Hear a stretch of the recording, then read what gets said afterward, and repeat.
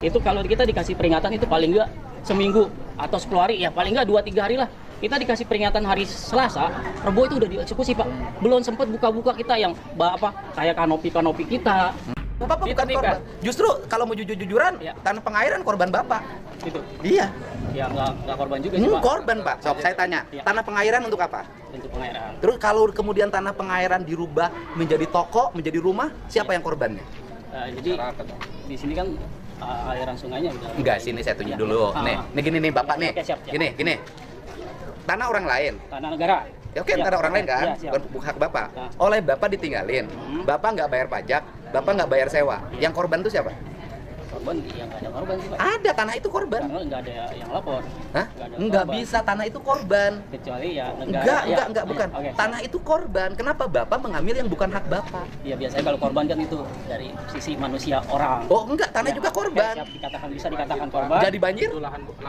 Lahan orang lain? Jadi gini ya, saya mau nanya instruksi untuk Enggak. Harus dilurusin dulu. Iya. Semua orang harus menyadari hak dan kewajibannya. Siap. Ya kan? Iya. Jadi ketika kita tinggal di tanah orang lain, mau di negara mau siapapun tetap orang lain, Iya, kan? siap. Yang bukan hak kita. Betul.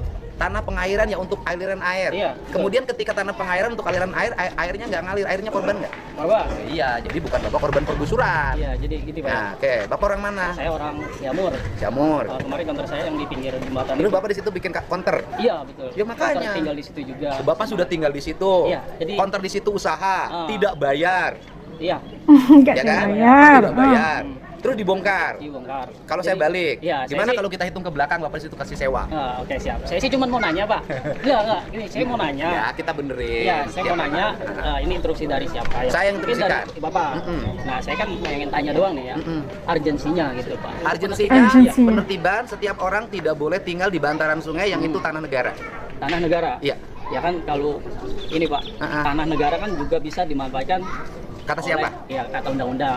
Tanah negara yang mana yang boleh dimanfaatkan? Ya, bantaran sungai bumi, nggak boleh. iya. Nggak boleh Pak bantaran sungai. Iya, emang nggak boleh. Nah, terus? Cuman kan kita, katakan kita salah digusur. Terus? Cuman prosesnya itu Pak, kita Senin didata. Oke, saya nanya, Bapak waktu bangun dulu Kulon Nuwun nggak sama negara? Iya enggak. Iya oke kayak gitu. Iya oke Pak. Kita nggak permisi. Bapak bisa nggak kontrak rumah? Iya. Kan Bapak sudah buka kontrak tuh, punya untung. Iya. Kenapa untungnya tidak dimanfaatin untuk buka kontrak di tempat yang sah? Ya, mungkin setelah ini bisa. Ya nggak akan kalau nggak digusur. Iya. Ya sekarang gini. Ya Pak. karena murah kan, nggak bayar, nggak sewa. Terus bayar sewa. Iya saya sih maksud saya itu ya kan urgensinya gitu ya. Urgensinya ini kan semua. Untuk penertiban kan? Semua Iya, tidak boleh saya sih, nih, bukan hanya di bantaran sungai, di pinggir jalan saya bongkarin kok. Bukannya di sini. Semua yang di Subang dibongkarin, di Bekasi, di kota Bekasi. Di Sawah Pak juga semua dibongkarin. Di kota Bekasi juga Kota dibongkarin. Bekasi lagi melaksanakan Subang. Di Cianjur juga sama, se-Jawa Barat. Malah jadi role model Pak. Nanti Iya. di provinsi lain juga Ikut. Depok. Urgensinya adalah orang tidak boleh berjualan di bantaran sungai. Apapun jenisnya, orang tidak boleh berjualan di pinggir jalan yang itu daerah marka jalan. Kalau orang ngomongnya gini, Pak Dedi, adil dong, jangan saya aja. Pokoknya semua yang di bantaran sungai bongkar.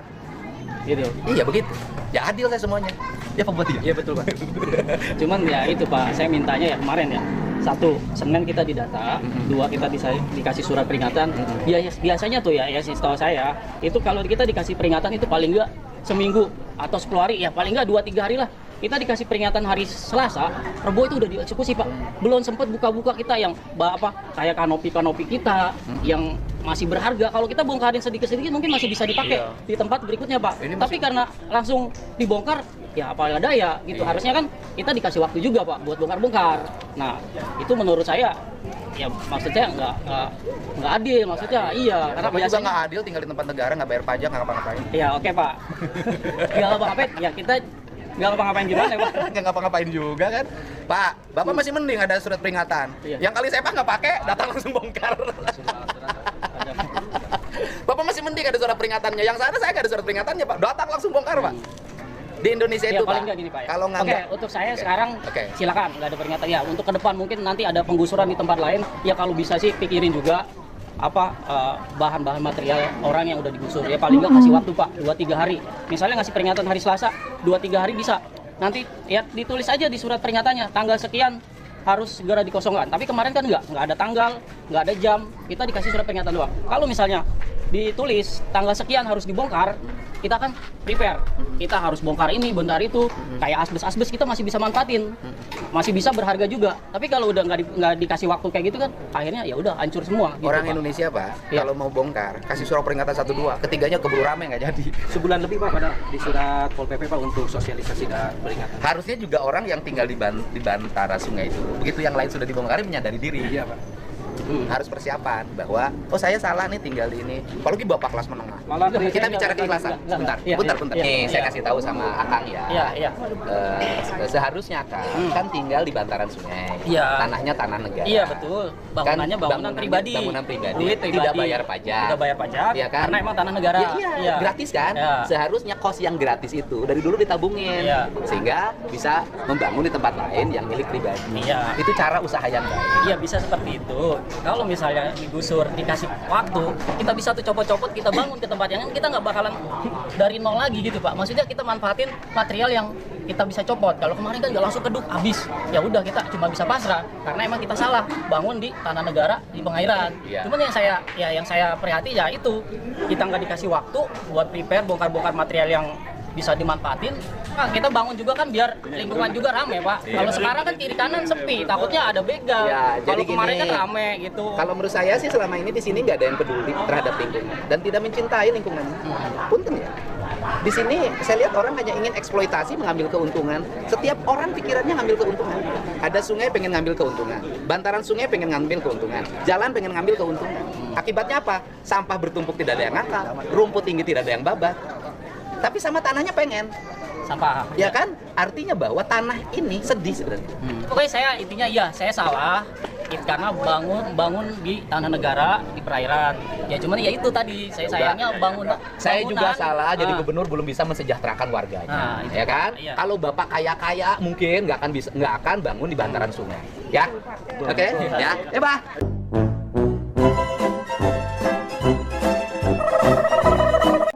Ini tadi kita dapat saksikan ya, bilangnya tuh ngeyel banget gitu, seorang pemuda, pengusaha juga, tapi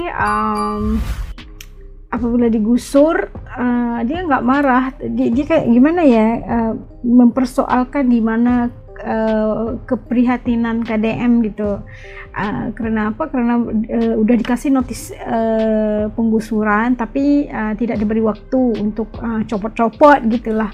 Tapi apapun dia sudah salah, bangun perusahaan di tanah negara, nggak bayar pajak lagi, udah mungkin lama kali udah dia di situ kan, kontrakan nggak ada, semua bikin perusahaan di tanah negara lagi. Tapi persoalannya itu yang salah itu tetap salah, dan notis juga sudah dibagi. Bila udah dibagi harus kita sedia kan, udah kita berada dalam keadaan sedia untuk digusur karena kita udah tahu notis ini pemberitahuan bahwa ini salah dan harus digusur. Harus kita siap-siap aja udah selesai terima notis gitu kan. Kita lihat juga yang lain-lainnya udah diambil action, tapi mungkin disalahkan juga karena nggak ada waktunya, tarikhnya gitu. Harus diberikan waktu. Mungkin kalau ikut logiknya udah diberi notis, pasti kita udah ada, orang kata apa, udah prepare. Oke, kita ini udah salah, udah nyerah aja, pasrah aja, harus kita beres-beres dulu barang-barang kita sebelum kita ini digusur gitu. Tapi enggak, pikirnya gini ya, mungkin pikirnya ini cuma notis doang, pasti nggak ada tindakannya, pasti nggak ada penggusuran gitu. Tapi akhirnya terjadi malah nanti kita lagi ngambek, lagi marah gitu kan.